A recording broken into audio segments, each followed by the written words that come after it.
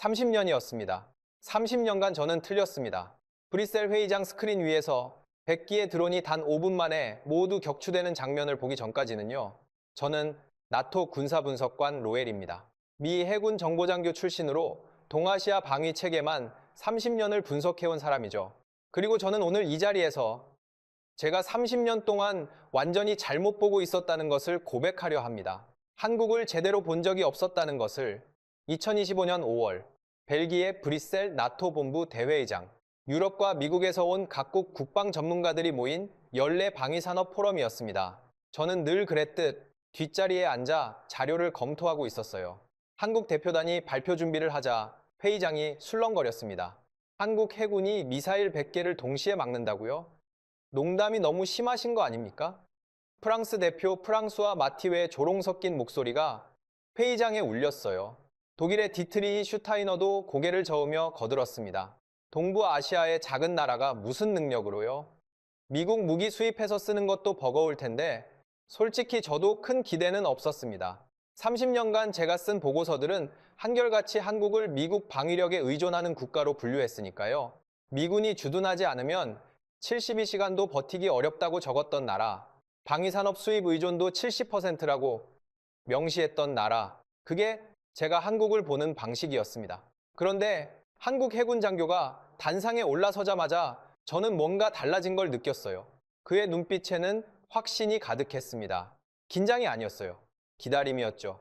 무언가를 오랫동안 준비해온 사람만이 가질 수 있는 그 침착함이었습니다. 지금부터 보여드릴 영상은 지난주 동해에서 실제로 진행된 실사격 훈련입니다.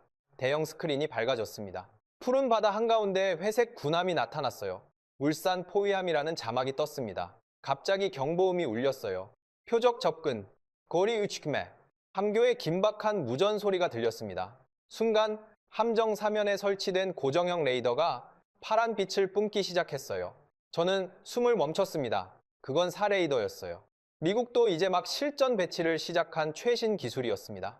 어떻게 한국이 그걸 독자 개발했다는 거지? 의구심이 들 때쯤 화면이 바뀌었습니다. 함정 중앙의 근접 방어 무기가 포신을 들어 올렸어요. CIWS 작동 개시, 한국어 음성이 울렸습니다. 다음 순간은 충격 그 자체였어요. 하늘에서 미사일 한 발이 마하 이상의 속도로 돌진해 왔습니다. 30mm 기관포가 불을 뿜자 화면이 흔들렸어요. 탄막이 그물처럼 하늘을 덮었습니다. 미사일이 500M 앞에서 폭발했어요. 그런데 그게 끝이 아니었습니다. 드론 100대 투입. 화면 상단에서 검은 점들이 쏟아져 내렸어요. 정말로 100대였습니다. 크기도, 속도도, 고도도 제각각인 드론들이 사방에서 함정을 향해 돌진했죠. 회의장에 있던 모든 사람이 몸을 앞으로 기울였습니다. 저도 모르게 의자에서 일어섰어요. CIWS의 포신 6개가 동시에 회전하기 시작했습니다. 광학 추적 카메라가 현란하게 움직이며 표적을 쫓았어요. 그리고 일제 사격이 시작됐습니다. 하늘이 불꽃으로 뒤덮였어요. 폭발음이 연속으로 터져 나왔습니다. 드론들이 하나둘 추락하기 시작했어요. 5분? 단 5분 만에 하늘이 깨끗해졌습니다. 100기의 드론이 모두 격추된 거였어요. 회의장은 침묵에 빠졌습니다. 누군가 헛기침을 했지만 그마저도 금세 멈췄어요. 저는 손이 떨리는 걸 느꼈습니다. 30년간 수없이 봐온 방공 시연이었지만 이런 건 처음이었어요. 한국 장교가 차분히 설명을 이어갔습니다. 요격률 100%, 반응 시간 0, 5초, 동시교전 능력 100기 이상. 숫자 하나하나가 제 가슴을 쳤어요. 미국의 펠랑크스도 이런 성능은 못 냅니다. 아니, 세계 어느 나라도 이 정도 수준의 근접 방어 체계는 없었습니다. 프랑스와 마티웨가 자리에서 벌떡 일어났습니다. 이게 실제 영상이란 말입니까? 목소리가 떨렸어요. 한국 장교는 고개를 끄덕였습니다. 네, 지난 화요일 동해상에서 촬영했습니다. 국제 참관단이 입회했고요. 그때 누군가 박수를 치기 시작했습니다. 뒤를 돌아보니 노르웨이 대표였어요. 하나둘 박수가 번졌습니다. 순식간에 회의장 전체가 기립박수를 보냈죠. 저도 얼떨결에 일어섰지만 손은 움직이지 않았습니다. 머릿속이 하얘졌어요. 디트리 슈타이너가 제 옆으로 다가왔습니다. 로엘, 당신이 쓴 보고서들 다시 봐야겠는데 빈정거리는 투였지만 그의 얼굴도 창백했어요. 저는 대답하지 못했습니다. 30년이에요. 30년 동안 저는 한국을 과소평가했던 겁니다. 영상이 끝나고 한국 장교가 마지막 말을 던졌습니다. 이것은 시작에 불과합니다. 한국은 더 이상 누구에게도 의존하지 않습니다. 그 순간 저는 깨달았어요. 제가 아는 한국은 이미 사라졌다는 걸, 아니, 어쩌면 처음부터 제가 한국을 제대로 본 적이 없었는지도 모른다는 걸. 휴식 시간이 되자 저는 복도로 나왔습니다. 창밖으로 브뤼셀의 봄 햇살이 비치고 있었지만 제 마음은 겨울처럼 차가웠어요. 주머니에서 휴대전화를 꺼내 워싱턴에 전화를 걸었습니다. 스펜서 제독님, 노엘입니다. 무슨 일인가 목소리가 안 좋은데. 저는 잠시 망설이다가 말했습니다. 한국에 관한 모든 분석을 재검토해야 할 것 같습니다. 전화 너머로 침묵이 흘렀어요. 스펜서 제독도 뭔가 심상치 않다는 걸 느낀 듯 했습니다. 구체적으로 설명해보게. 그들이 우리가 생각한 것과 완전히 다릅니다. 방금 본 영상을 잊지 못했습니다. 어떻게 설명해야 할지 막막했어요. 30년간 쌓은 분석이 단 10분 만에 무너진 상황을. 알겠네. 상세 보고서를 기다리지. 전화가 끊겼습니다. 저는 창밖을 바라봤어요. 멀리 나토 본부 건물이 보였습니다. 유럽도 미국도 모르고 있었어요. 한국이 얼마나 강해졌는지를. 그때 한국 장교가 제 옆으로 다가왔습니다. 로엘 박사님이시죠? 제 발표가 충격적이셨나요? 저는 고개를 돌려 그를 봤어요. 젊은 장교의 눈엔 자부심이 가득했습니다. 솔직히 매우 충격적이었습니다. 그가 미소를 지었죠. 다음 달에 한국에 오시면 더 놀라실 겁니다. 오늘 보신 건 빙산의 일각이에요. 빙산의 일각이라. 저는 그 말이 허세가 아니라는 걸 직감했습니다. 그의 눈빛이 말해주고 있었어요. 한국은 정말로 변했다고. 우리가 모르는 사이에 완전히 다른 나라가 되었다고. 워싱턴으로 돌아온 다음날 아침, 펜타곤 회의실에 소집됐습니다. 스펜서 제독이 테이블 끝에 앉아 제 보고를 기다리고 있었어요. 그의 얼굴엔 평소와 달리 긴장감이 감돌았습니다. 옆자리엔 합참 정보부장과 국방부 동아시아 담당관도 있었어요. 저는 브뤼셀에서 본 영상을 노트북으로 다시 재생했습니다. CIWS가 드론을 격추하는 장면이 나오자 회의실 공기가 무거워졌어요. 영상이 끝나고 침묵이 이어졌습니다. 스펜서 제독이 먼저 입을 열었습니다. 과장이야. 편집했거나 조작했을 가능성이 있어. 저는 고개를 저었습니다. 나토 참관단이 현장에 있었습니다.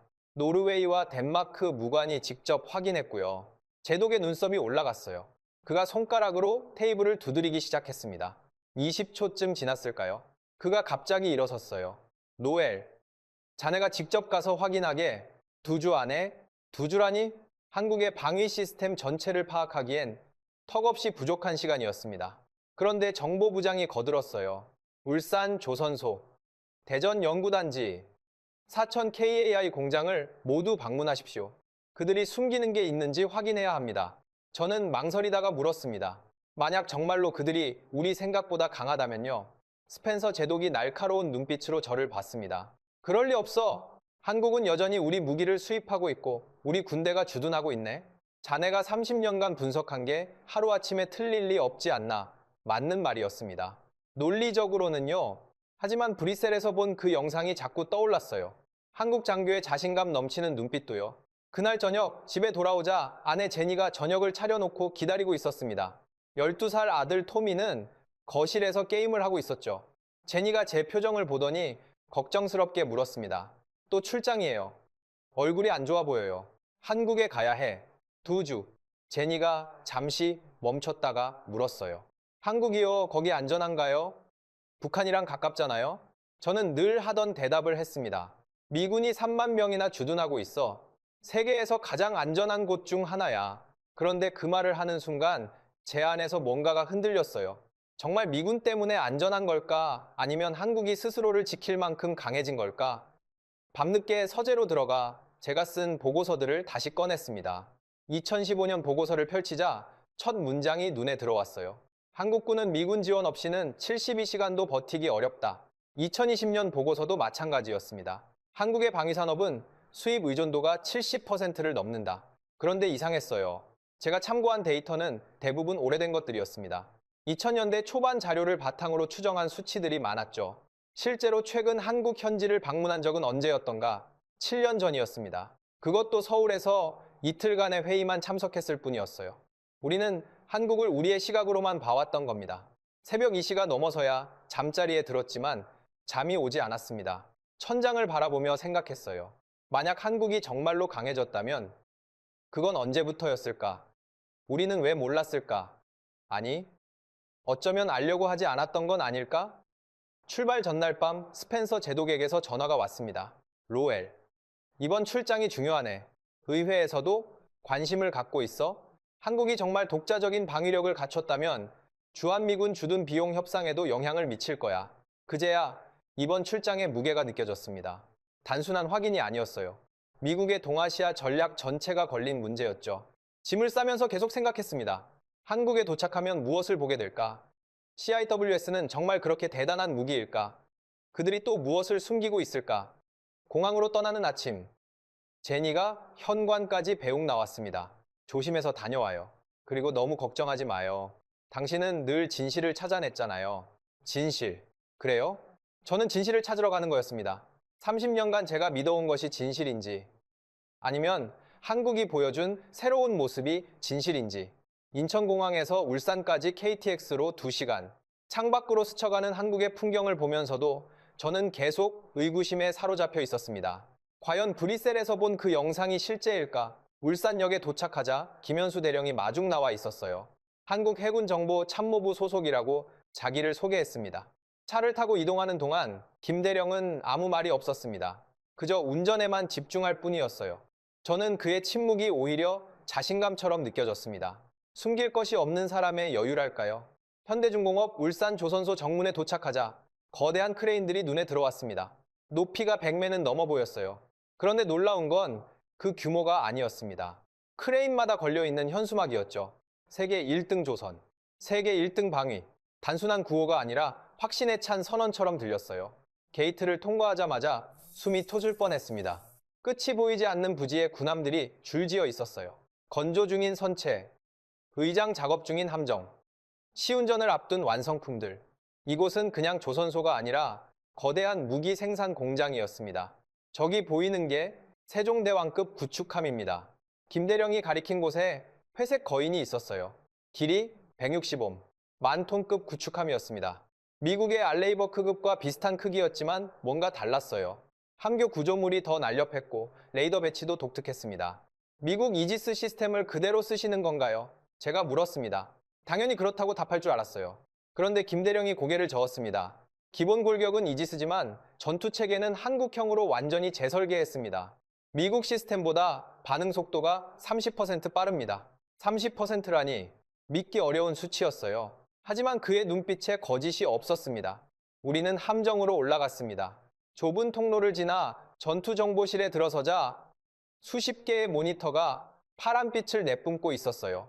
그때 젊은 엔지니어가 다가왔습니다. 이름표에 이주영이라고 적혀 있었죠. 그가 자부심 가득한 목소리로 설명하기 시작했어요. 이 시스템은 저희가 10년간 개발한 KCMS입니다. 한국형 전투관리 체계죠. 동시에 1, 0개의 표적을 추적할 수 있고 200개를 동시 교전할 수 있습니다. 2, 0개 추적, 200개 교전, 미 해군 최신 시스템과 맞먹는 성능이었어요. 저는 믿을 수 없어서 다시 물었습니다. 정말로 독자 개발한 겁니까? 외국 기술 지원 없이 이주영이 웃으며 모니터를 가리켰어요. 이 코드 보이시죠? 전부 한글 주석입니다. 삼성, LG, 한화가 합작해서 만들었어요. 소프트웨어부터 하드웨어까지 순수 국산입니다. 화면에는 정말로 한글이 빼곡했습니다. 영어는 변수명 정도에만 쓰였을 뿐이었어요. 그 순간 깨달았습니다. 한국은 단순히 무기를 조립하는 게 아니라 핵심 기술을 직접 만들고 있다는 걸. 김대령이 저를 상가판으로 안내했습니다. 바다를 향해 설치된 거대한 패널이 보였어요.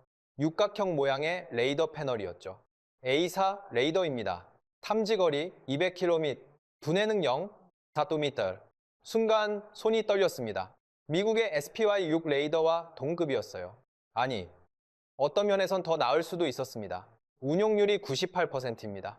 거의 고장이 없어요. 98%. 믿기지 않는 수치였지만 여기까지 와서 거짓말을 할 이유는 없었겠죠. 저는 레이더 패널을 만져봤습니다. 차가운 금속의 감촉이 현실을 일깨워줬어요. 이건 진짜였습니다. 다시 함내로 들어가 미사일 발사대를 봤습니다. 수직 발사대 128셀, 미국 구축함보다 많았어요. 그런데 더 놀라운 건 그 안에 들어가는 미사일이었습니다. 해군 미사일입니다. 한국이 독자 개발한 함대공 미사일이죠. 마하사, 우, 사거리 150km, 해궁이라 이름도 처음 들어봤습니다. 제가 한국 무기 체계를 얼마나 모르고 있었는지 실감했어요. 이주영이 태블릿을 들고 다가와 영상을 보여줬습니다. 작년 실사격 훈련 영상입니다. 화면 속에서 해군 미사일이 불을 뿜으며 솟아올랐어요. 구름을 뚫고 올라간 미사일이 급선회하더니 목표물을 정확히 명중시켰습니다. 카메라가 흔들릴 정도의 폭발이었죠. 명중률은요? 제가 물었습니다. 96%입니다. 전자전 상황에서도 90% 이상 유지합니다. 그 순간 이상한 기분이 들었어요.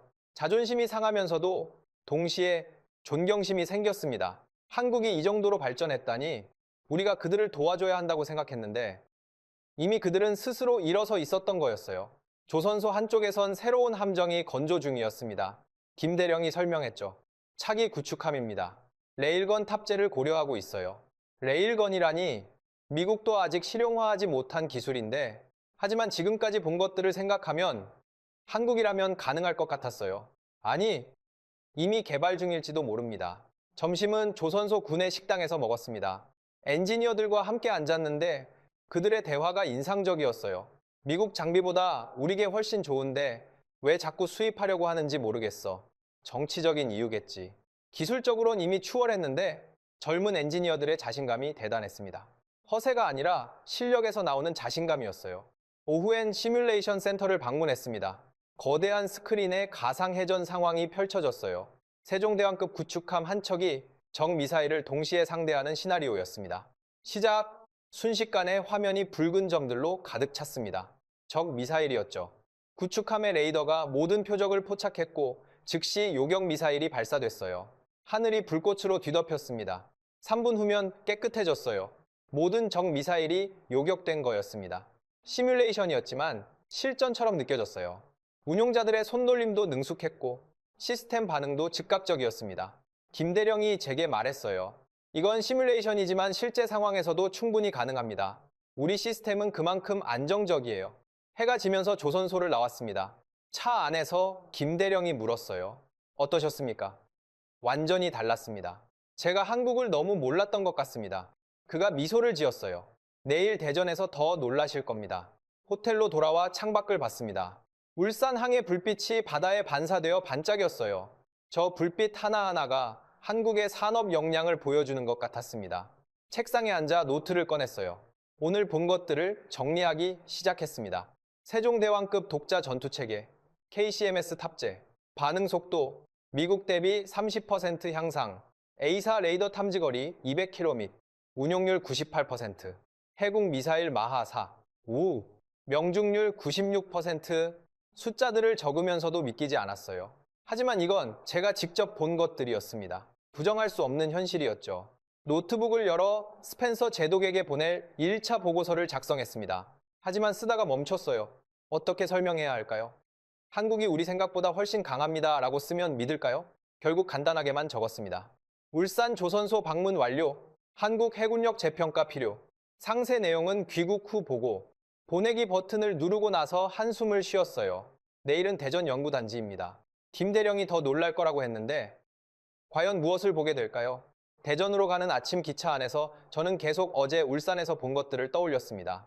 대전역에 도착하자마자 검은 차가 우리를 기다리고 있었습니다. 차에 오르자 김대령이 처음으로 입을 열었어요. 오늘 보실 것들은 군사기술이 아닙니다. 하지만 어떤 의미에선 무기보다 더 강력할 수도 있어요. 무기보다 강력하다니 그 말뜻을 곱씹을 새도 없이 우리는 한국원자력연구원 정문에 도착했습니다. 원자력, 국민과 함께하는 에너지라는 표어가 눈에 들어왔어요. 평화로운 문구였지만 제 가슴은 긴장으로 뛰기 시작했습니다. 보안 검색대를 통과하자 하얀 가운을 입은 남자가 우리를 맞았습니다. 박진우 박사였어요. 50대 중반쯤 되어 보이는 그의 눈빛은 과학자 특유의 열정으로 빛났습니다. 로엘 박사님, 먼 길 오셨습니다. 바로 시작할까요? 연구동으로 들어서자 복잡한 파이프와 계기들이 보였습니다. 박 박사가 거대한 모형 앞에서 멈춰 섰어요. 높이 3M는 되어 보이는 원자로 모형이었습니다. APR 1400입니다. 한국형 원자로예요. 저는 고개를 끄덕였습니다. 미국 웨스팅하우스 기술을 기반으로 만든 거죠. 박 박사가 미소를 지으며 고개를 저었어요. 20년 전엔 그랬죠. 지금은 완전히 다릅니다. 우리가 독자 설계한 3세대 플러스 원자로예요. 미국 NRC 인증도 받았고요. 에너체 인징, 세계에서 가장 까다로운 원자력 안전 인증이었습니다. 미국 원전도 통과하기 어려운데 한국이 해냈다는 거였어요. 박 박사가 태블릿을 들어보였습니다. 무사고 40년, 한국 원전의 기록입니다. 프랑스보다 좋고 일본보다 안정적이에요. 40년 무사고라니. 하지만 그보다 제 시선을 끈 건 따로 있었습니다. 모형 옆에 걸린 수출 실적 지도였어요. 와에 폴란드, 체코, 이집트, 한국 원전이 수출된 나라들이 빨간 점으로 표시되어 있었습니다. 이 나라들이 전부 한국 원전을 선택했습니다. 미국과 프랑스를 제치고요. 순간 자존심이 상했습니다. 하지만 동시에 궁금해졌어요.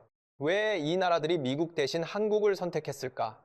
박사가 제 표정을 읽었는지 설명을 이어갔습니다. 건설 기간이 짧고 비용이 저렴하며 무엇보다 안전합니다. 그리고 그가 잠시 멈췄다가 말했어요. 우리는 기술 이전에 인색하지 않아요. 기술 이전, 미국이 가장 꺼리는 부분이었습니다. 우리는 기술을 독점하려 했지만 한국은 나누려 했던 거예요. 그게 그들이 선택받은 이유였습니다. 박 박사가 저를 다른 건물로 안내했어요. 지하로 내려가는 엘리베이터 안에서 그가 물었습니다. 로엘 박사님은 핵융합을 어떻게 생각하십니까? 꿈의 에너지죠. 하지만 아직 갈 길이 멀다고 알고 있습니다. 엘리베이터가 멈추고 문이 열리자 거대한 공간이 나타났습니다. 그리고 그 중앙에서 저는 숨이 텄을 뻔했어요. 도넛 모양의 거대한 장치가 있었습니다. 스타르, 한국의 인공태양이었죠. 작년에 섭씨 1억 도를 48초간 유지했습니다. 박 박사의 목소리가 자부심으로 가득했어요. 1억 도, 48초, 세계 최고 기록이었습니다. 미국의 MIT 토카막도, 유럽의 JT도 해내지 못한 일이었죠. 어떻게 가능했습니까? 제 목소리가 떨렸어요. 한국의 초전도 자석 기술이 핵심이었습니다. 삼성과 현대가 만든 초전도 케이블이 없었다면 불가능했을 거예요. 제어실로 들어가자 수십 개의 모니터가 복잡한 그래프를 보여주고 있었습니다. 젊은 연구원들이 데이터를 분석하느라 바빴죠. 그때 한 연구원이 소리쳤어요. 플라즈마 안정도 99, 9% 달성. 박 박사가 미소를 지었습니다.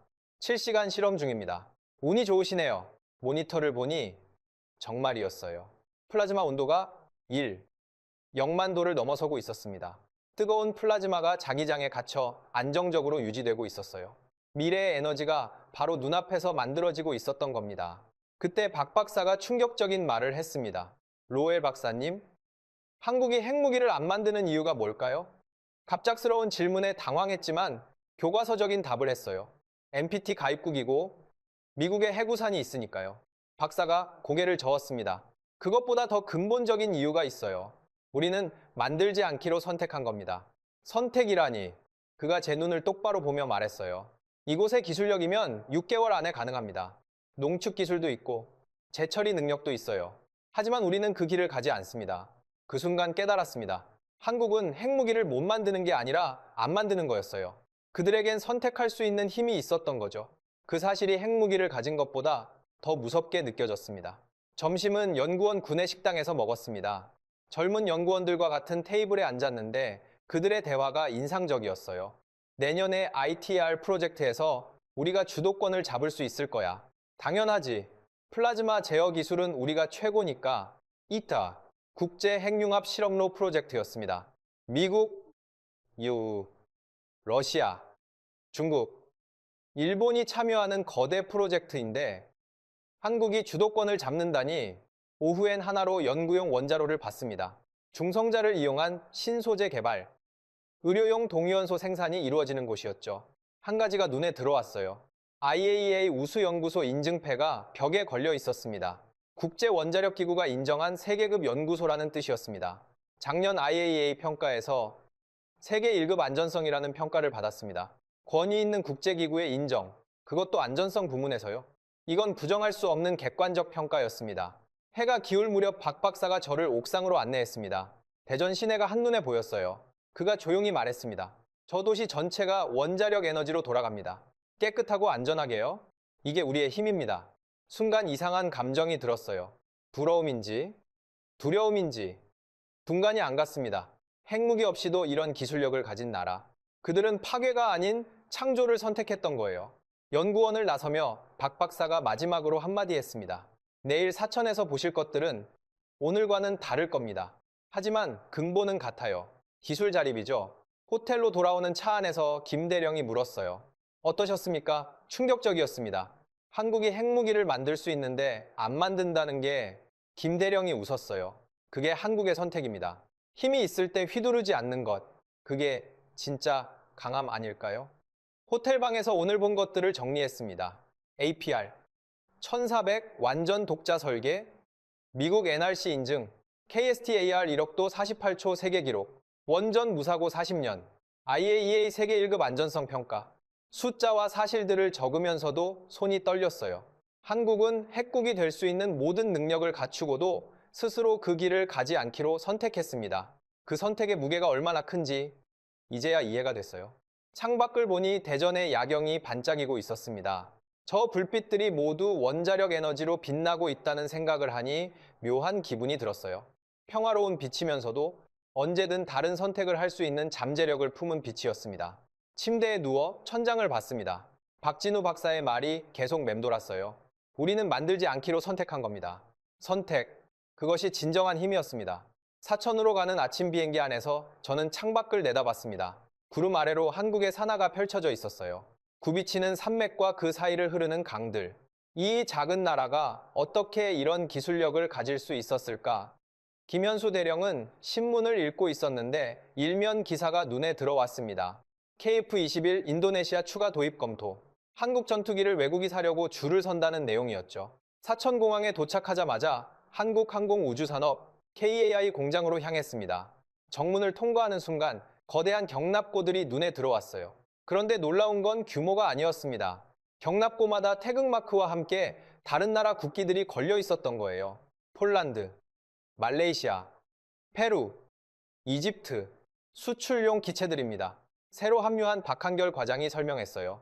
30대 중반의 젊은 엔지니어였는데 눈빛에서 자부심이 넘쳤습니다. 우리는 곧바로 최종 조립 라인으로 들어갔습니다. 그리고 저는 숨이 닿을 뻔했어요. 은빛으로 빛나는 날렵한 전투기가 있었습니다.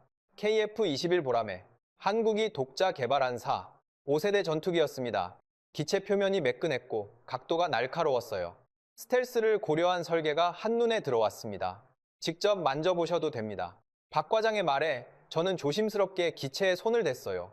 차가운 금속의 감촉이 전해졌습니다. 이게 정말 한국이 만든 전투기라니. F-16을 면허 생산하던 나라가 이제는 독자 전투기를 만들고 있었던 거예요. 사다리를 올라 조종석에 앉았습니다. 눈앞에 대형 터치스크린이 있었어요.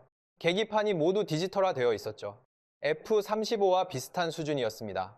아니, 어떤 면에선 더 직관적이고 세련됐어요. 이 정도 항전 장비를 독자 개발했다고요. 네, LIG 넥스1과 한화 시스템이 공동 개발했습니다. 소프트웨어는 완전히 우리 것이에요. 박 과장이 태블릿을 보여줬습니다. A사 레이더 성능입니다. 탐지거리 120Km, 동시추적 50개, 동시교전 8개, 120Km라니 중국의 J-20이나 러시아의 Su-57도 탐지할 수 있는 거리였어요. 그런데 더 놀라운 건 다음 설명이었습니다. 전자전 능력도 탁월합니다. 적 레이더를 교란하면서 동시에 정밀 타격이 가능해요. 시험 비행 영상을 봤습니다. KF-21이 수직으로 상승하더니 믿을 수 없는 각도로 선회했어요. 코브라 기동이었습니다. 러시아 전투기나 할 수 있다고 알려진 고난도 기동인데 KF-21이 완벽하게 해냈습니다. 엔진은 미국제 아닌가요? 제가 물었습니다. 지금은 그렇습니다. 하지만 박 과장이 미소를 지었어요. 한화에어로스페이스가 독자 엔진을 개발 중입니다. 2030년까지 완성 목표예요. 독자 엔진까지. 그렇게 되면 한국은 완전한 항공 독립국이 되는 거였어요. 미국, 러시아, 중국, 프랑스에 이어 5번째로 경납고를 나와 야외 전시장으로 갔습니다. 거기엔 FA-50 경공격기가 줄지어 있었어요. 필리핀 공군 납품 예정입니다. 작년엔 폴란드에 48대를 수출했고요. 폴란드라니, 나토 회원국이 미국 전투기 대신 한국 것을 선택했다는 거예요. 왜일까? 박 과장이 설명했습니다. 가격 대비 성능이 뛰어나고 기술 이전에 적극적이며 무엇보다 납기를 정확히 지킵니다. 납기를 지킨다. 단순해 보이지만 중요한 요소였어요. 미국 방산업체들이 자주 놓치는 부분이기도 했고요. 다음은 창원으로 이동해 현대로템 공장을 방문했습니다. 그곳에서 본 것은 K 흑표 전차였어요. 검은색 도장이 위협적이었고 포탑이 날렵했습니다. 2. 500마력 엔진, 55톤 중량, 최고 속도 시속 70km, 기동 시연을 봤는데 충격적이었어요. 55톤짜리 철덩어리가 스포츠카처럼 움직였습니다. 급정지, 급선회, 심지어 후진 사격까지. 특히 자동 장전 장치가 인상적이었습니다. 15초에 3발, 세계 최고 수준이었어요. 폴란드가 0대를 주문했습니다. 입이 떡 벌어졌어요. 그것도 독일 레오파르트를 제치고 선택했다는 거였습니다. 박 과장이 자료를 보여줬어요. 폴란드 국방부 평가서입니다. K는 현존 최고의 전차 중 하나라고 명시되어 있어요. 나토 국가의 국방부가 공식 평가서에 그렇게 적었습니다. 이건 부정할 수 없는 권위였죠. 오후엔 다시 사천으로 돌아와 특별한 것을 봤습니다. 지하 시험장이었어요. 그곳에서 현무 미사일 발사 실험 영상을 봤는데 제 인생에서 본 것 중 가장 충격적이었습니다. 현무 3C입니다. 사거리 3, 스풀크메, 산, 스풀크메. 한국에서 베이징까지 닿는 거리였어요. 그런데 더 놀라운 건 정확도였습니다. 원형 공산 오차 1M, 1M라니, 산, 0Km를 날아가서 1미 오차라니. 믿기지 않아서 다시 물었어요. 정말 1m입니까? 박 과장이 실험 영상을 재생했습니다. 미사일이 발사되고 15분 후 목표물을 정확히 명중시켰어요. 카메라가 확대하자 충격적인 장면이 나왔습니다. 표적 중앙에 정확히 빨간 원 안에 명중했던 거예요. GPS 재밍 상황에서도 이 정확도를 유지합니까? 네. 지형 대조 항법과 영상 유도를 병행합니다. 전자전 상황에서도 정확도가 떨어지지 않아요. 순간 온몸에 소름이 돋았습니다. 이건 단순한 미사일이 아니었어요. 전략 무기였습니다. 핵무기가 없어도 적의 핵심 시설을 정밀 타격할 수 있는 능력. 어떤 의미에선 핵보다 더 실용적이었습니다. 그때 박 과장이 또 다른 영상을 보여줬어요. 하늘에서 뭔가 떨어지더니 바다 위 선박을 정확히 명중시켰습니다. 현무사입니다. 탄두 중량 2톤, 마하 10 이상의 종말 속도, 마하 10이라니 방어가 불가능한 속도였어요. 게다가 2톤 탄두면 항공모함도 격침시킬 수 있는 위력이었습니다. 박 과장이 조용히 말했습니다. 극초음속 미사일 개발도 거의 완성 단계입니다. 극초음속까지. 러시아와 중국이 자랑하던 그 기술을 한국도 갖게 된다는 거였어요. 저도 모르게 박수를 쳤습니다. 정말로 박수가 나왔어요. 이건 복제가 아니라 창조입니다. 제 입에서 나온 말에 스스로도 놀랐어요. 하지만 사실이었습니다. 한국은 더 이상 다른 나라 기술을 베끼는 게 아니라 독자적인 기술을 창조하고 있었던 거예요. 해가 지면서 공장을 나왔습니다. 주차장에서 박 과장이 물었어요. 어떠셨나요? 기대와 달랐습니까? 완전히 달랐습니다. 한국이 이 정도일 줄은 박 과장이 웃으며 말했죠. 이제 시작입니다. 앞으로 10년 후면 더 놀라실 거예요. 차를 타고 호텔로 가는 길. 김대령이 말했습니다. 내일 부산에서 보실 CIWS는 오늘 본 것들과는 차원이 다릅니다. 그게 진짜 한국의 힘이에요. Chiefs. 브뤼셀에서 영상으로만 봤던 그 근접 방어 무기를 실물로 직접 본다니 가슴이 두근거렸습니다. 부산으로 가는 새벽 기차 안에서 저는 어제 본 현무 미사일의 충격에서 아직 벗어나지 못하고 있었습니다. 0Km를 날아가 1맴 5차로 명중하는 미사일이라니 그런 기술력을 가진 나라가 과연 우리의 보호를 필요로 할까 동해가 보이기 시작하자 김대령이 처음으로 입을 열었습니다. 오늘 보실 것이 한국 방위력의 진수입니다. CIWS는 단순한 무기가 아니에요. 우리의 철학이 담긴 시스템이죠. 철학이라 무기에 무슨 철학이 담긴다는 걸까요? 부산 해군 기지에 도착했습니다. 정문을 통과하자 드넓은 군항이 펼쳐졌어요. 세종대왕급 구축함 3척이 정박해 있었고 그 너머로 푸른 동해가 끝없이 이어져 있었습니다. 부두 끝에서 해군 정복을 입은 여성 장교가 우리를 기다리고 있었어요. 박지은 중령이었습니다. 40대 초반으로 보였는데 눈빛이 날카롭고 자세가 꿋꿋했습니다. 로엘 박사님, 먼 길 오셨습니다. 바로 시연을 보시겠습니까? 우리는 고속정을 타고 바다로 나갔습니다. 10분쯤 달리자 해상시험장이 나타났어요. 바지선 위에 CIWS가 설치되어 있었습니다. 실물을 보니 영상보다 훨씬 위협적이었어요. 6개의 포신이 마치 거대한 벌집처럼 보였습니다. 30mm 게틀링건 6문, 분당4, 500발, 유효 사거리, 메시크메. 박중령의 설명이 이어졌습니다. 저는 시스템을 자세히 살펴봤어요. 포탑 상부에 설치된 A사 레이더, 양옆에 전자광학 추적 장비, 그리고 하부의 탄약까지 모든 것이 완벽하게 통합되어 있었습니다. 이 모든 걸 한국이 독자 개발한 겁니까? 네. LIG 넥스원이 주도하고 한화가 포신을 만들었습니다. 소프트웨어는 국방과학연구소가 개발했고요. 순간 시험 통제소에서 방송이 나왔습니다. 5분 후 실사격 시작. 모든 인원 안전거리 유지. 우리는 1. 영념 떨어진 관측선으로 이동했어요. 망원경과 모니터가 준비되어 있었습니다. 박중령이 태블릿을 들어 보였어요. 첫 번째는 대함 미사일 요격입니다. 마하 2 이상 속도로 접근할 예정이에요. 제 손에 땀이 났습니다. 실제로 미사일을 쏴서 요격한다는 거였어요. 표적 발사. 수평선 너머에서 뭔가 날아왔습니다. 육안으로는 보이지 않았지만 레이더 화면엔 빨간 점이 빠르게 접근하고 있었어요. 꼬리 베식매, 널텍매, 유축매, CIWS 자동 모드 전환. 순간 6개 포신이 일제히 회전하기 시작했습니다. 굉음과 함께 불꽃이 뿜어져 나왔어요. 하늘에 주황색 선이 그어졌습니다. 탄막이 그물처럼 퍼져나갔어요. 그리고 다음 순간 하늘에서 폭발음이 들렸습니다. 표적 격추 확인. 망원경으로 보니 미사일 파편이 바다로 떨어지고 있었어요. 단 한 번의 사격으로 마하 2 이상 미사일을 격추한 겁니다. 믿기지 않았지만 눈앞에서 벌어진 현실이었습니다. 반응 시간은요? 제가 물었습니다. 링 5초입니다. 탐지 즉시 자동 교전이 시작돼요. 링 5초. 인간이 개입할 틈도 없는 속도였어요. 완전 자동화 시스템이었습니다. 그런데 이게 끝이 아니었어요. 이제 드론 때 공격 시연입니다. 하늘에서 웅거리는 소리가 들렸습니다. 드론이었어요. 한두 대가 아니라 정말로 100대였습니다. 크기도, 속도도, 고도도 제각각이었죠. 마치 벌떼처럼 CIWS를 향해 날아왔습니다. 저는 긴장해서 숨을 멈췄습니다. 과연 100대를 다 막을 수 있을까?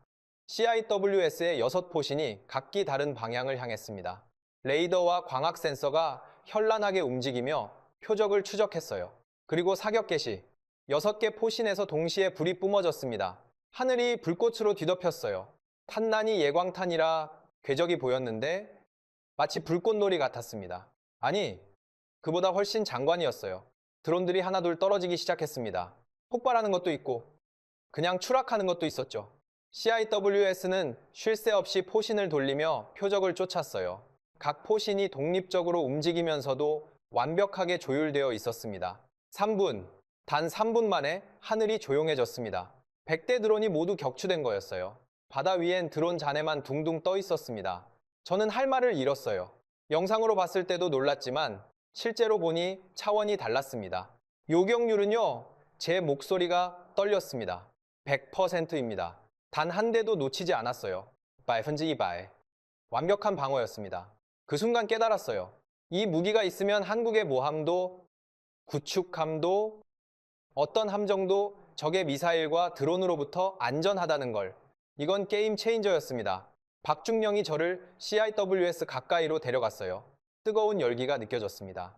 방금 전투를 치른 무기의 온기 같았죠. 이 시스템의 진짜 강점이 뭔지 아십니까? 박중령이 물었어요.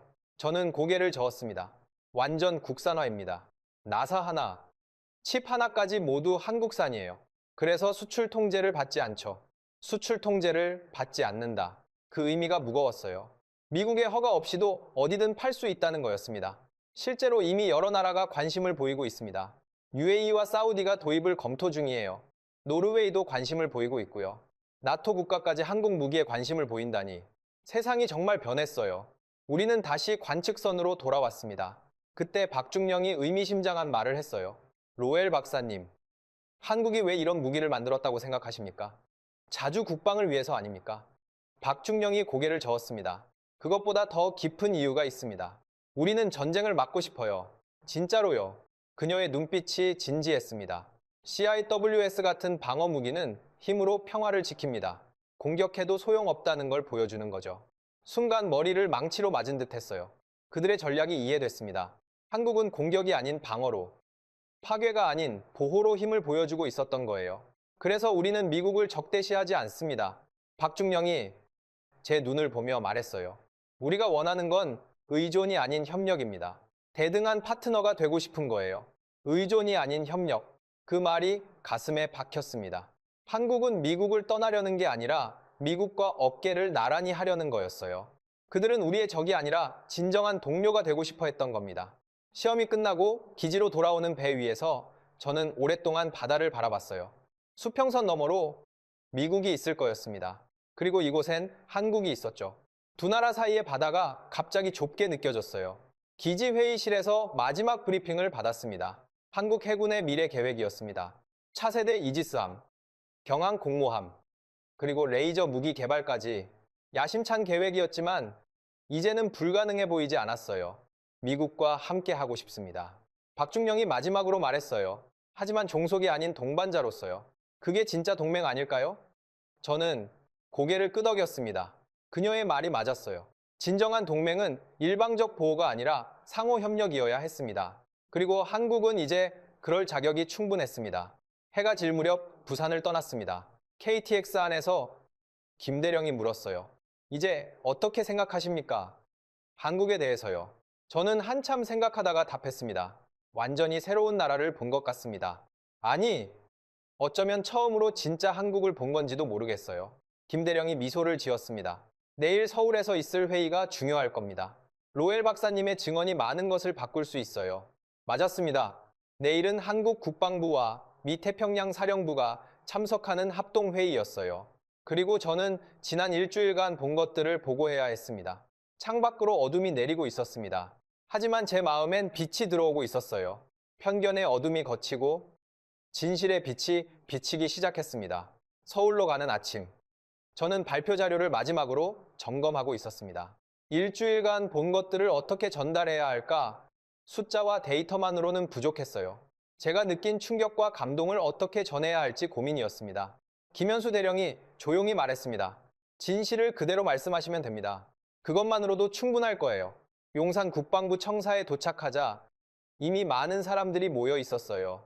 나토 대표단, IAEA 관계자들, 한국 국방부 고위 관리들, 그리고 화상으로 연결된 미태평양 사령부까지 200여 명이 대회의장을 가득 채우고 있었습니다.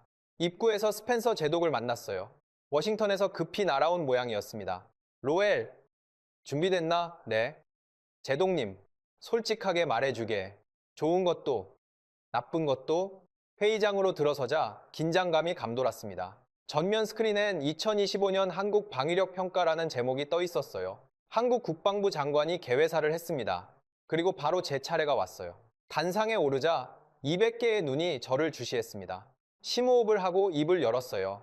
신사숙녀 여러분, 저는 지난 30년간 한국을 분석해온 나토 군사분석관 로엘입니다. 그리고 오늘 저는 제가 30년간 완전히 틀렸다는 것을 인정하러 이 자리에 섰습니다. 회의장이 술렁거렸어요. 예상치 못한 시작이었을 테니까요. 저는 이어서 말했습니다. 일주일 전 브뤼셀에서 저는 한국의 근접방어 무기 영상을 봤습니다. 그리고 그것이 조작이거나 과장일 거라고 생각했죠. 미국의 지원 없이 한국이 그런 무기를 만들 리 없다고 믿었으니까요. 스크린에 근접 방어 무기 영상이 재생됐습니다. 드론 100대를 격추하는 장면이었죠. 청중들이 숨을 죽였어요. 하지만 저는 부산에서 직접 봤습니다. 이것은 실제였고 완벽했으며 무엇보다 순수한 한국 기술이었습니다. 그때 스펜서 제독이 자리에서 일어났어요. 예정에 없던 개입이었습니다. 로엘, 그 주장의 증거는 무엇인가? 단순히 본 것만으로는 부족해 저는 준비한 자료를 띄웠습니다. 첫째, 한국형 근접방어 체계의 요격률은 100%였습니다. 마하 2 이상 미사일과 드론 100대를 단 한 대도 놓치지 않고 격추했죠. 이는 제가 직접 목격한 것이며 한국 해군 시험평가단의 공식 기록이기도 합니다. 화면에 상세한 데이터가 나타났어요. 표적 속도, 거리, 요격 시간, 명중률까지 모든 것이 기록되어 있었습니다.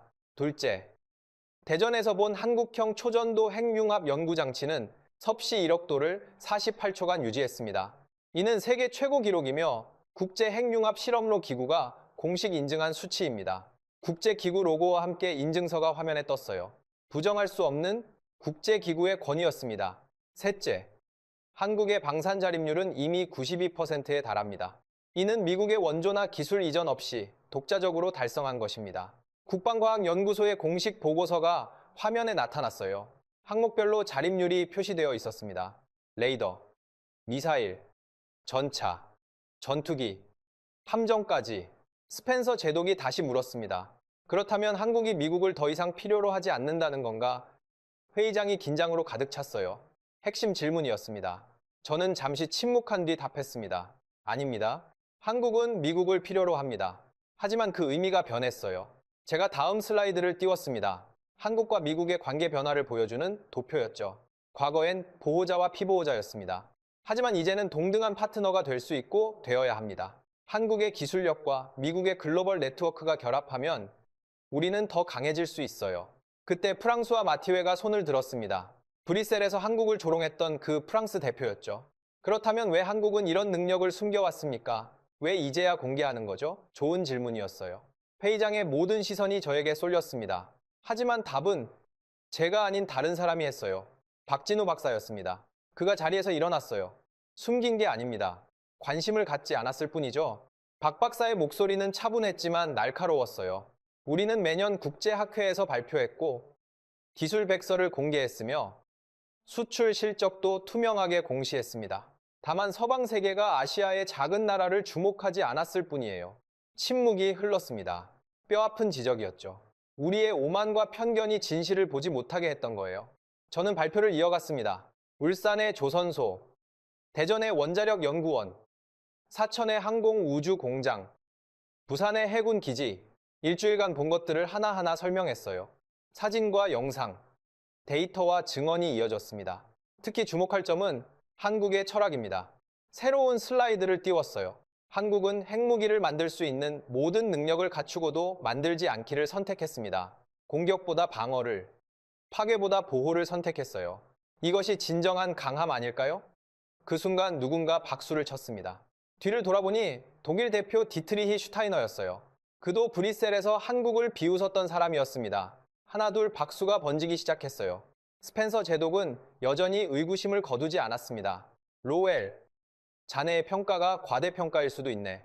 한국이 정말 그 정도 수준이라면 왜 여전히 미군이 필요한가? 결정적인 순간이었습니다. 저는 심호흡을 하고 말했어요. 제독님, 한국이 미군을 필요로 하는 건 약해서가 아닙니다. 함께하면 더 강해지기 때문이에요. 그리고 저는 회의장을 둘러봤습니다. 한국 장교들, 미국 장교들, 유럽 대표들, 그들 모두를 보며 말했죠. 한국은 미국을 형제로 여깁니다. 70년 전 피로 맺은 인연을 잊지 않았어요. 기술적으로 자립했다고 해서 그 우정을 버릴 나라가 아닙니다. 회의장이 조용해졌어요. 제 말이 진심이라는 걸 모두가 느꼈던 것 같습니다. 그때 한국 국방부 장관이 일어섰어요. 로엘 박사님 말씀이 맞습니다. 우리는 미국과 영원히 함께하고 싶습니다. 다만 이제는 보호받는 동생이 아니라 함께 싸우는 전우로서요. 감동적인 순간이었습니다. 회의장 곳곳에서 고개를 끄덕이는 사람들이 보였어요. 심지어 눈시울이 붉어진 사람도 있었죠. 한 노병은 손수건으로 눈을 닦았습니다. 스펜서 제독이 드디어 자리에서 일어났어요. 그의 표정이 부드러워져 있었습니다. 로엘, 자네의 보고를 공식적으로 받아들이겠네. 한국은 우리가 재평가해야 할 나라인 것 같군. 박수가 터져 나왔습니다. 이번엔 회의장 전체가 일어섰어요. 기립박수였습니다. 저는 단상에서 내려와 스펜서 제독과 악수를 했습니다. 그의 손은 따뜻했어요. 휴식 시간에 많은 사람들이 저에게 다가왔습니다. 특히 인상적이었던 건 한 젊은 한국 장교의 말이었어요. 30년간 우리를 연구하셨다면서요? 이제야 진짜 한국을 보신 거예요. 감사합니다. 그의 눈엔 눈물이 고여 있었어요. 인정받기 위해 얼마나 노력했을까? 얼마나 답답했을까? 그 심정이 전해져 왔습니다.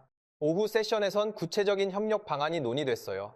기술 공유, 공동 개발, 수출 협력까지 한국과 미국이 진정한 파트너가 되는 청사진이 그려졌습니다. 한미동맹이 영이라는 새로운 개념도 나왔어요. 일방적 보호가 아닌 상호 협력의 동맹, 한국의 기술과 미국의 경험이 만나는 시너지 동맹이었습니다. 회의가 끝날 무렵 놀라운 발표가 있었습니다. 나토 사무총장이 화상으로 연결되어 말했어요. 한국을 나토 글로벌 파트너십 최고 등급으로 격상하기로 했습니다. 또 한 번 박수가 터졌어요. 한국이 서방 세계의 핵심 파트너로 인정받는 순간이었습니다. 해가 지고 리셉션이 열렸어요. 한강이 보이는 테라스에서 사람들과 대화를 나눴습니다. 박진우 박사가 제게 다가왔어요. 로엘 박사님, 오늘 정말 감사했습니다. 진실을 말씀해 주셔서요. 제가 감사하죠? 진실을 보여주셔서요. 우리는 한강을 바라봤습니다. 불빛이 반짝이는 서울의 야경이 아름다웠어요. 박 박사가 조용히 말했습니다. 이제 세상이 알게 되었네요. 한국이 어떤 나라인지. 맞았습니다. 오늘 이후 세계는 한국을 다르게 볼 거예요. 더 이상 미국의 보호를 받는 약소국이 아니라 스스로 서고 함께 걸을 수 있는 강국으로 호텔로 돌아와 창밖을 봤습니다. 남산 타워가 빛나고 있었어요. 그 빛이 마치 횃불처럼 보였습니다. 새로운 시대를 알리는 횃불. 노트북을 열고 최종 보고서를 작성하기 시작했어요. 제목은 이렇게 적었습니다. 한국 깨어난 호랑이, 동맹의 새로운 정의. 첫 문장은 이랬습니다. 한국은 더 이상 보호받아야 할 나라가 아니다. 그들은 우리와 함께 세계를 지킬 동반자다. 쓰면서도 가슴이 뭉클했어요. 30년 만에 처음으로 진실을 쓰고 있다는 느낌이 들었거든요. 편견 없이, 선입견 없이 있는 그대로의 한국을 쓰고 있었습니다. 새벽 2시에 보고서를 완성했어요. 마지막 문장은 이렇게 끝났습니다. 한국은 핵 없이도 강한 나라다. 그리고 그들은 그 힘을 평화를 위해 쓰고 있다. 이것이 우리가 한국에게서 배워야 할 진정한 교훈이다. 인천공항을 떠나는 비행기 안에서 저는 창밖을 내려다봤습니다. 서울의 모습이 점점 작아져 갔어요. 한강이 실처럼 가늘어지고 빌딩들이 점이 되어 갔습니다. 그런데 이상했어요. 도시는 작아져도 제 마음속 한국은 더 커져 있었습니다. 김현수 대령은 공항에서 작별 인사를 하며 이렇게 말했었죠. 로엘 박사님이 본 건 시작일 뿐입니다. 한국은 계속 성장할 거예요. 그 자신감 넘치는 미소가 아직도 눈에 선했습니다. 태평양 상공을 날면서 저는 일주일을 되돌아봤어요. 브뤼셀에서의 충격, 울산의 거대한 조선소, 대전의 핵융합 연구소, 사천의 전투기와 전차, 무산의 CE-VUS, 그리고 서울에서의 선언까지 마치 한 편의 영화 같았습니다. 14시간 비행 끝에 워싱턴 덜레스 공항에 도착했어요. 입국장을 나오자 제니와 토미가 기다리고 있었습니다. 토미가 뛰어와 제게 안겼어요. 아빠, 김치 사왔어요. 웃음이 나왔습니다. 그래, 사왔지. 그런데 톰, 김치보다 더 중요한 걸 가져왔어. 뭔데요? 새로운 눈이야. 세상을 다르게 보는 눈. 톰은 이해하지 못한 표정이었지만 제니는 뭔가 달라진 제 모습을 눈치챈 것 같았어요. 집으로 가는 차 안에서 제니가 물었습니다. 어땠어요, 한국이요? 놀라웠어. 완전히 다른 나라를 본 것 같아. 어떻게 다른데요? 저는 잠시 생각하다가 답했어요. 우리가 가르쳐야 할 학생이 아니라 함께 배워야 할 동료였어. 그날 밤 토미가 숙제를 들고 거실로 나왔습니다. 아빠, 한국이 어떤 나라인지 써야 해요. 뭐라고 쓸까요? 저는 아들 옆에 앉았습니다. 톰, 이렇게 써봐. 한국은 강하지만 무섭지 않은 나라라고. 무슨 뜻이에요? 힘이 있다고 해서 그 힘을 함부로 쓰는 건 진짜 강한 게 아니야. 한국은 핵무기를 만들 수 있는데도 만들지 않았어. 대신 사람들을 지키는 방패를 만들었지. 토미가 고개를 갸웃거렸어요. 왜요? 핵무기가 더 강한 거 아니에요? 그래 보일 수도 있지. 하지만 진짜 강함은 파괴가 아니라 보호에서 나오는 거야. 한국은 그걸 선택한 거고. 토미가 뭔가 적기 시작했어요. 저는 그 모습을 보며 생각했습니다. 이 아이가 자라서 어른이 될 때쯤이면 한국과 미국의 관계는 어떻게 변해 있을까? 아마 더 가까워져 있겠죠. 진정한 동반자로서 다음 날 아침 펜타곤으로 출근했습니다. 스펜서 제독 집무실에 들어갔어요. 그는 제 보고서를 읽고 있었습니다. 로엘, 이 보고서가 사실이라면 우리의 동아시아 전략을 완전히 재검토해야 하네. 사실입니다. 제독님, 제독이 의자를 돌려 창밖을 봤어요. 자네가 30년간 쓴 보고서를 모두 뒤집는 내용이야. 후회하지 않나. 오히려 감사합니다. 진실을 볼 수 있게 되었으니까요. 일주일 후 의회 청문회가 열렸어요. 상원 군사위원회 의원들 앞에서 저는 한국에서 본 것들을 증언했습니다. CIWS의 완벽한 요격, K스tar의 핵융합 기록, 방산 자립률 92%까지 한 의원이 물었어요. 그렇다면 주한미군을 철수해도 되는 겁니까? 아닙니다. 오히려 더 긴밀히 협력해야 합니다. 한국의 기술력과 우리의 경험이 합쳐지면 중국과 러시아를 견제하는 최강의 동맹이 될 수 있습니다. 청문회가 끝나고 복도를 걷는데 한 나이 든 참전 용사가 저를 불렀어요. 젊은이, 한국이 정말 그렇게 강해졌다고. 네, 그렇습니다. 그가 눈시울을 붉혔어요. 우리가 피 흘려 지킨 나라가 이제는 스스로 설 수 있게 됐군. 기쁘네. 그날 밤 집에서 최종 보고서를 마무리했습니다. 제목은 한국 동맹의 미래였습니다. 마지막 문장을 쓰면서 많은 생각이 들었어요. 의존이 아닌 협력, 공포가 아닌 자부심. 한국은 우리에게 새로운 동맹의 모델을 보여주었습니다. 보고서를 제출하고 서재 창가에 섰습니다. 워싱턴의 야경이 보였어요. 저 멀리 한국 대사관 건물도 보였습니다. 불이 켜져 있었어요. 그때 토미가 다가왔습니다. 아빠, 학교에서 발표했어요. 한국에 대해서 어땠어? 선생님이 놀라셨어요. 한국이 그렇게 대단한 나라인 줄 몰랐대요. 친구들도 신기했고요. 저는 아들의 머리를 쓰다듬었습니다. 톰, 너는 아빠보다 일찍 진실을 배웠구나. 아빠도 이제 알았잖아요. 그래. 늦었지만 알게 되어서 다행이야. 창밖을 보니 별이 빛나고 있었어요. 그중 하나는 유독 밝았습니다. 마치 동쪽 하늘의 별처럼 한국이 있는 방향이었어요. 토미가 방으로 들어간 후 저는 일기를 썼습니다. 오늘로 한국 출장 후 일주일, 나는 완전히 다른 사람이 되었다. 30년의 편견이 일주일 만에 무너졌지만 후회는 없다. 오히려 감사하다. 진실을 볼 수 있는 눈을 얻었으니까 한국은 강하지만 무섭지 않은 나라다. 그들은 힘을 평화를 위해 쓰고 있다. 우리도 배워야 한다. 진정한 강함이 무엇인지를. 펜을 내려놓고 창밖을 다시 봤습니다. 새벽이 오고 있었어요. 동쪽 하늘이 밝아지기 시작했습니다. 새로운 날이 시작되고 있었어요. 그리고 저는 확신했습니다. 한국과 미국의 새로운 시대도 이제 막 시작되고 있다고. 서로를 인정하고 존중하는 진정한 동반자의 시대가. 전쟁은 무력으로 끝나지 않습니다. 기술과 정신, 그리고 용기로 끝나는 거예요. 한국은 그것을 보여주었습니다. 그리고 70년 전 그 척박한 폐허 위에서 오늘의 한국을 만들어낸 것은 아무도 눈여겨보지 않은 자리에서 묵묵히 버텨온 사람들이었습니다. 연필로 포탄 궤적을 계산하던 병사들, 사막에서 배관을 놓던 건설 노동자들, 밤새 코드를 짜던 엔지니어들, 아이들 손을 잡고 공장 앞을 지나치던 부모들, 그 이름 없는 사람들이 쌓아 올린 것이었습니다. 인정받지 못해도, 주목받지 못해도 멈추지 않았던 사람들의 나라. 그게 제가 일주일 동안 진짜로 본 한국이었습니다.